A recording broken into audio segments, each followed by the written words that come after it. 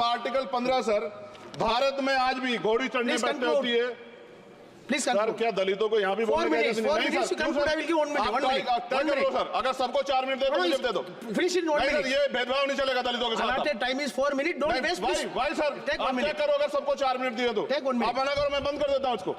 क्या दलितों को सबसे आखिरी में नंबर मिलेगा और बोलने का मौका मिलेगा? क्या मजाक कर रहे हैं सर आप? नो, ये all independent people are having only 4 minutes. You take. Sir, independent में अपनी पार्टी का मेंबर हूँ सर, और जीत के आया हूँ सर, किसी की दया में नहीं आया। Take 1 minute and finish.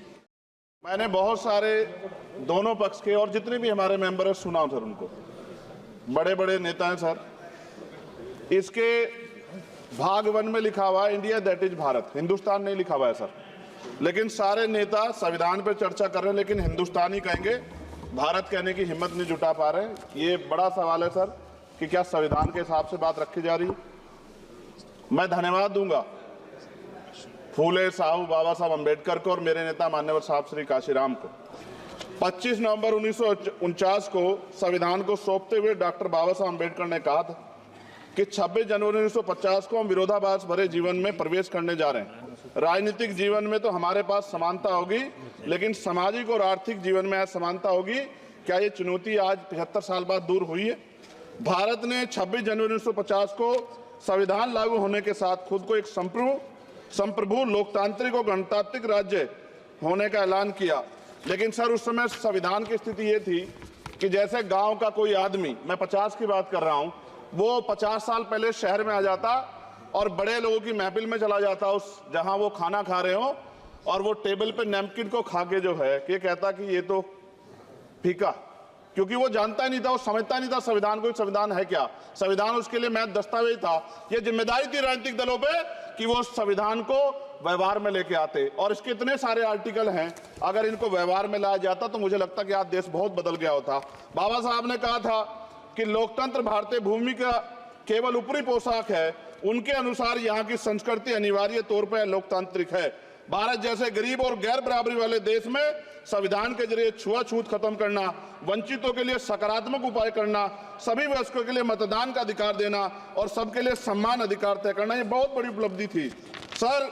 ये संविधान है कि आप वहां बैठे हैं और मैं यहाँ खड़ा होकर अपनी बात रख रहा हूं, और इस देश में आदिवासी महिला के तौर पे जो है राष्ट्रपति बनी है, और प्राइम मिनिस्टर तो नहीं बना, लेकिन शेड्यूल कास्ट के बड़े नेताओं को भी जो है राष्ट्रपति बनने का मौका मिला। इस संविधान की देन, अगर वोट हम पे नहीं होता तो शायद अमीर और जो राजा महाराजा खुद को मानते हैं हमारी गलियों तक नहीं आ पाते, हमारे हाल नहीं जान पाते। आजादी का मतलब सर सिर्फ अधिकार पाना भर नहीं है, इसके लिए हमारे संविधान में सरकार और नागरिकों के अधिकारों के साथ साथ उनके कर्तव्यों का विस्तार से उल्लेख किया गया है। बाबा साहब ने संविधान सभा में दिए गए भाषण में कहा था कि स्वतंत्रता आनंद का विषय है, पर अब हमें अपनी जिम्मेदारियों पर भी ध्यान देना होगा। संविधान ने सुनिश्चित किया कि रानी के पेट से राजा जन्म नहीं लेगा, वोट से नेता तैयार होगा। आर्थिक बराबरी के लिए सरकार क्या कर रही है? गरीब और गरीब हो रहा है और अमीर हो रहा है। सुबह उठते कहीं बम की धमकी मिलती, कहीं दंगे की। ये अमृत काल है सर, यह धमकी काल है। कितना बढ़ रहा है आर्टिकल 15 सर, भारत में आज भी घोड़ी चढ़ने पर हत्या होती है। प्लीज सर, क्या दलितों को यहाँ भी बोलने का नहीं सर, अगर सबको 4 मिनट दे दो, मुझे दे दो। Finish in 1 minute. ये भेदभाव नहीं चलेगा दलितों के साथ। Time is 4 minute, don't waste. भाई सर, आप क्या करो अगर सबको 4 मिनट दिए तो? आप मना करो, मैं बंद कर देता हूँ उसको। क्या दलितों को सबसे आखिरी में नंबर मिलेगा और बोलने का मौका मिलेगा?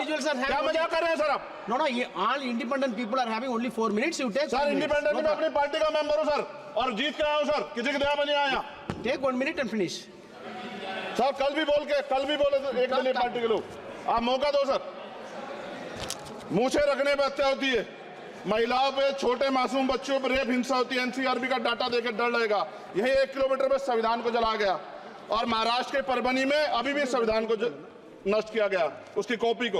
आर्टिकल 25-26 में संविधान में सभी को धार्मिक आजादी। कहाँ है दलितों की, मुसलमानों की, जैनों की, बौद्धों की, ईसाइयों की? छत्तीसगढ़ में सतनामी समाज को संविधान की अपनी धार्मिक आजादी के आधार पर जो है उनको अपमानित करके जेल में बंद कर दिया। संभल, अजमेर, अयोध्या सब इसका उदाहरण है। ये सरकार आलोचना डरती है। कितने लोग जेल में बंद है?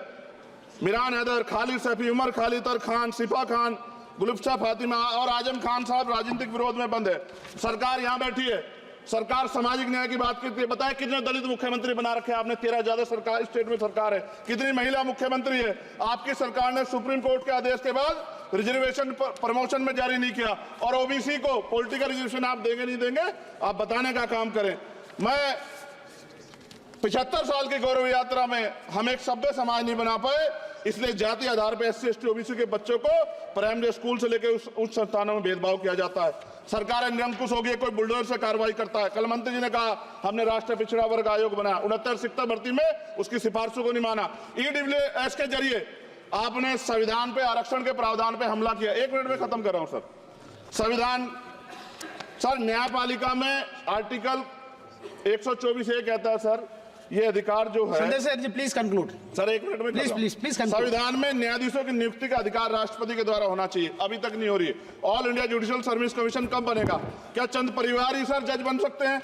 और आज हम सर, मैं सरकार से सवाल पूछना चाहता हूं सर, सेवाओं में SC ST OBC वर्ग का कितना प्रतिनिधित्व है? भारत सरकार के मंत्रालयों के अधीन PSU में, बैंकों, बीमा कंपनियों में और स्वस्थायी संस्थानों में आउटसोर्स तथा कॉन्ट्रैक्ट पर वर्तमान कार्यरत कर्मचारी कुल कितनी संख्या है? आउटसोर्स और कॉन्ट्रैक्ट में कार्यबल SC ST OBC कितना प्रतिशत है? निजी क्षेत्रों में कार्यरत कर्मचारी, उनके SC ST OBC की वर्ग लाभ। सर खत्म कर, लास्ट पॉइंट सर, मैं फिर स्पष्ट तौर पर कह रहा हूं सर, यहां बैठे SC और OBC के मेंबर से कह रहा हूं सर, उनको सामाजिक जिम्मेदारी का ध्यान भी रखना चाहिए। पार्टी के प्रति वफादारी के साथ साथ अपने वर्गों के प्रति ईमानदारी भी रखनी चाहिए। ईमानदारी नहीं होगी तो इन वर्गों का भला नहीं हो सकता, और हमें बहुत सरकारों से उम्मीद नहीं है। बहुत बहुत धन्यवाद सर। साथियों, जैसा कि आपको पता है, बी मिशन टीवी हमेशा ग्राउंड जीरो की रिपोर्ट आपके बीच रखता है। अगर आपको हमारा काम पसंद आता है तो बी मिशन टीवी को आर्थिक मदद करें, जिससे कि हम यूं ही निरंतर ग्राउंड लेवल पर काम करते रहें। स्क्रीन पर दिख रहे QR कोड को स्कैन करें और अपने दान की राशि बी मिशन टीवी के खाते में भेजें। QR कोड के अलावा आप हमारी UPI ID bmissiontv@ybl पर भी मदद भेज सकते हैं।